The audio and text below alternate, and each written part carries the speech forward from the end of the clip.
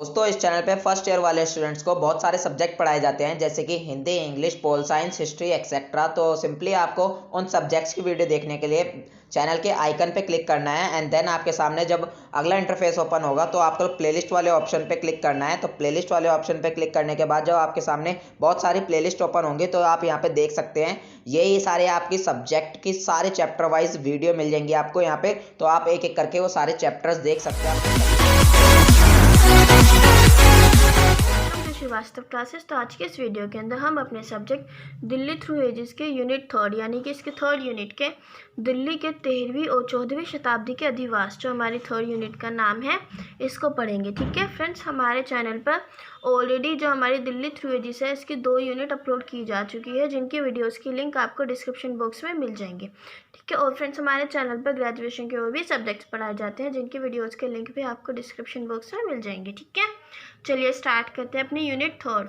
First topic है हमारा खिलजी और तुगलक सुल्तानों के शासन के दौरान शाही शिविर के रूप में। ठीक है, अच्छा फ्रेंड्स, मैं पहले आपको एक बात बता दूं, अधिवास क्या होता है। ठीक है, तो इस चैप्टर में हम क्या पढ़ने वाले हैं कि दिल्ली के 13वीं और 14वीं शताब्दी में अधिवासों के बारे में पढ़ने वाले हैं, यानी कि जो रहने की जगह थी। ठीक है, अधिवास होते जो रहने की जगह थी। ठीक है, तो हम उनको पढ़ने वाले हैं। तो पहला हम पढ़ रहे हैं खिलजी और तुगलक जो सुल्तान थे उनके शासन के दौरान शाही शिविर के रूप में।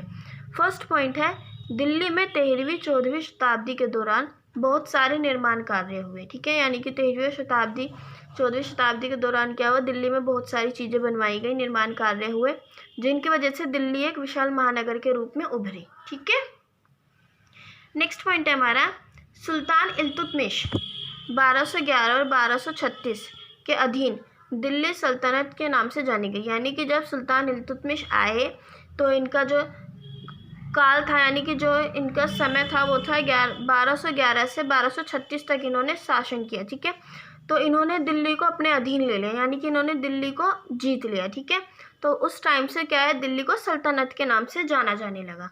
ठीक है, दिल्ली को कई ऐसे विशेष लाभ प्राप्त थे जिसकी वजह से व्यवसाय और शाही शिविर का विकास करना सुविधाजनक हुआ।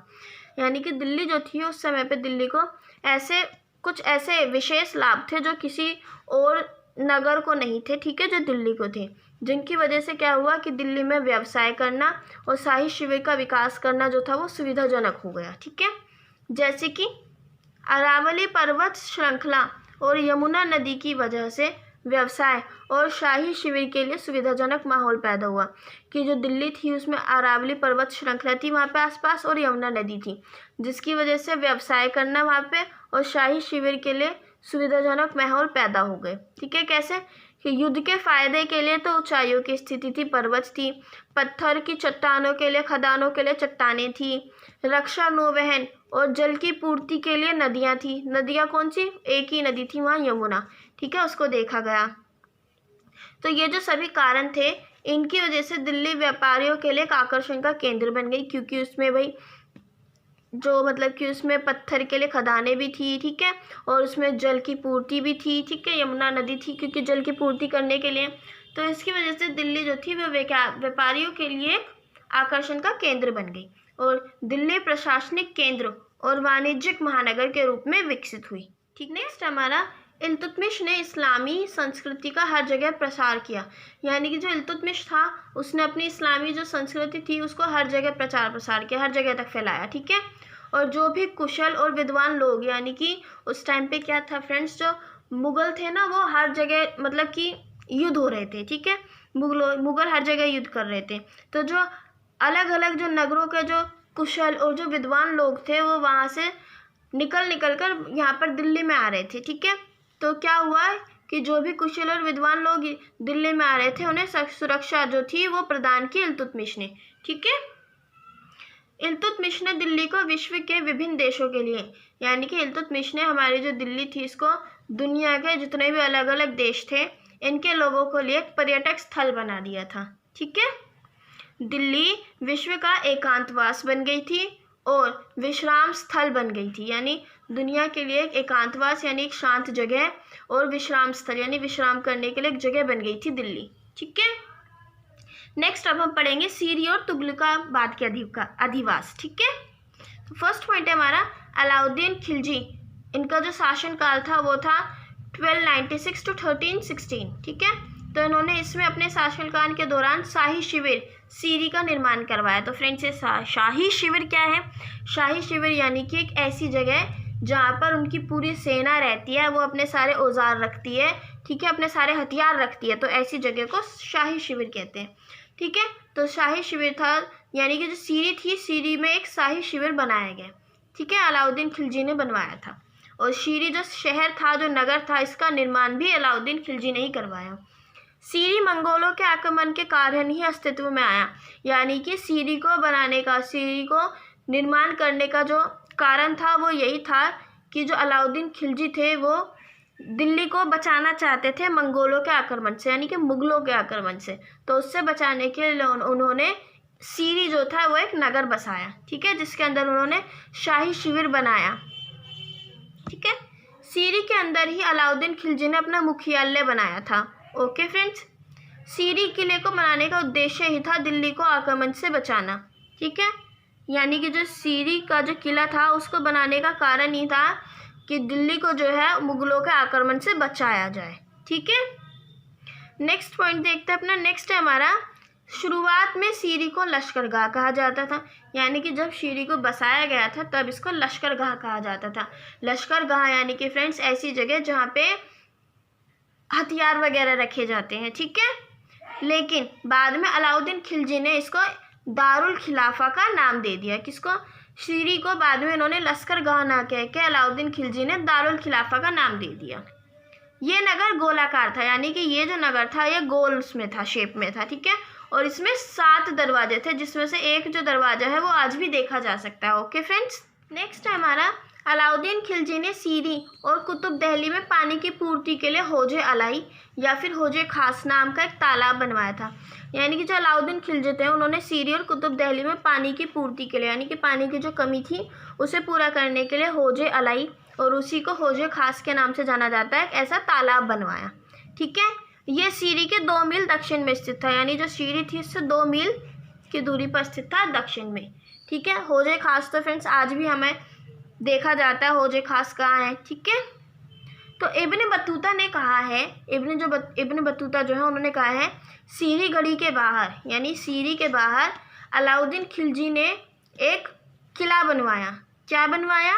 एक किला बनवाया जिसका नाम 1000 सुतून था। तो उन्होंने एक किला बनवाया जिसका नाम था 1000 सुतून, ठीक है फ्रेंड्स। तो इसमें जो ये किला था 1000 सुतून, इसके अंदर अलाउद्दीन खिलजी रहते थे और उसका उत्तराधिकारी यानी कि अलाउद्दीन खिलजी के बाद जो शासन करने वाला था वो कुतुबुद्दीन मुबारक ने निवास किया, यानी कि अलाउद्दीन खिलजी और कुतुबुद्दीन मुबारक इस किले के अंदर रहते थे 1000 सुतून के अंदर, ठीक है। नेक्स्ट टॉपिक है हमारा तुगलकाबाद, तुगलक शासकों का शाही शिविर, ठीक है। गयासुद्दीन तुगलक ने 1320 और 1325 में तुगलकाबाद का निर्माण करवाया था, ठीक है।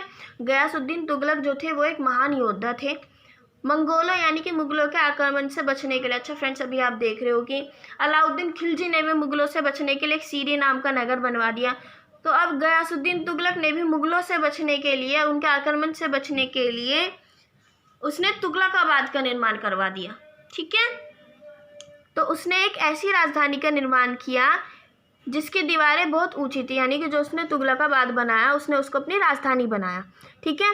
और उसने उसकी जो दीवारें थी वो बहुत ऊंची बनवाई और उसमें ऐसे पत्थरों का इस्तेमाल करवाया जो बहुत मजबूत थे।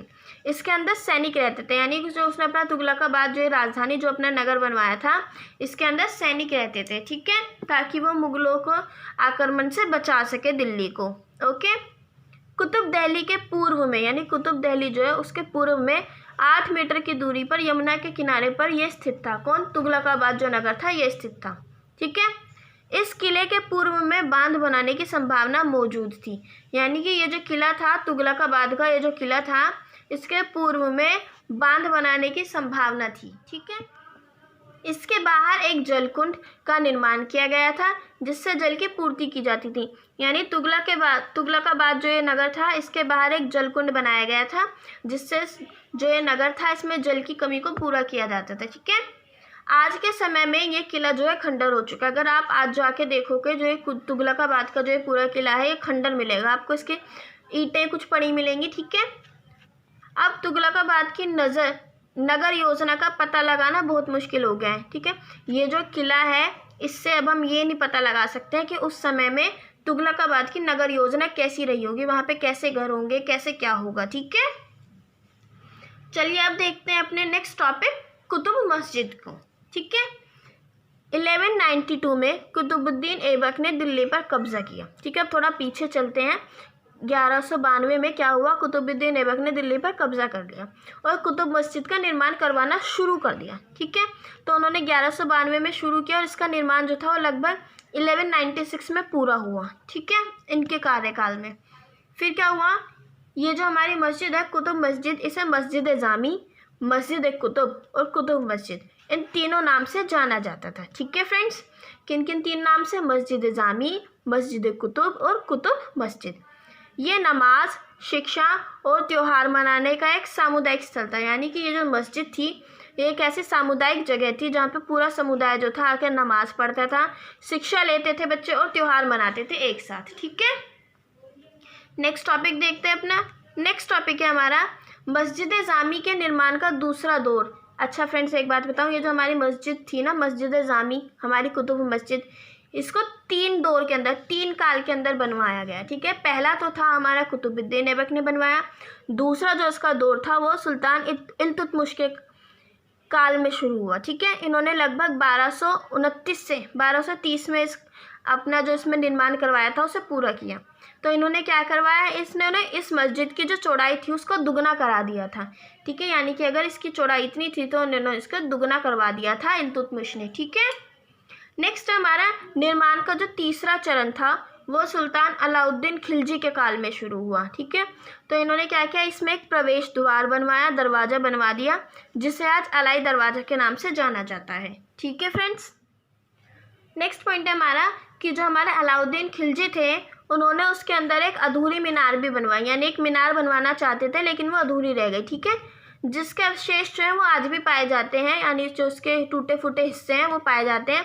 और उसके अंदर खिलजी की महत्वाकांक्षी भवन योजना के बारे में पता चलता है कि उसके जो अवशेष है उसको देख के हमें पता चलता है कि खिलजी जो है उसके टाइम पे वो कैसी भवन योजना थी उसकी, ठीक है। तो फ्रेंड्स, ये हमारा दिल्ली थ्रू एजेस की हमारी यूनिट 3 थी, ये यहाँ पे कंप्लीट हो चुकी है इस वीडियो के अंदर। आई होप आपको ये क्लियर हुई होगी। अगर आपको इससे रिलेटेड कोई भी डाउट है तो आप प्लीज़ मुझे कमेंट कीजिए, मैं आपका डाउट क्लियर करने की पूरी कोशिश करूँगी, ठीक है फ्रेंड्स। हमारे टेलीग्राम पे भी एक ग्रुप बनाया गया है जिसके अंदर भी आप हमें कांटेक्ट कर सकते हैं। उस ग्रुप के अंदर अगर हमारी किसी भी सब्जेक्ट से रिलेटेड कोई भी वीडियो आती है या फिर अगर सोल से रिलेटेड कोई भी इन्फॉर्मेशन आती है तो आपको सबसे पहले इन्फॉर्म कर दिया जाएगा, ठीक है। तो उसका लिंक आपको डिस्क्रिप्शन बॉक्स में मिल जाएगा। फ्रेंड्स, आप हमें हमारी सोशल साइट जैसे कि फेसबुक, इंस्टाग्राम पर भी कॉन्टेक्ट कर सकते हैं, जिसका लिंक भी आपको डिस्क्रिप्शन बॉक्स में मिल जाएगा। Okay, thanks for watching. जय हिंद, जय भारत। पसंद आए तो लाइक कीजिए, सब्सक्राइब कीजिए, शेयर तो ज़रूर कीजिए।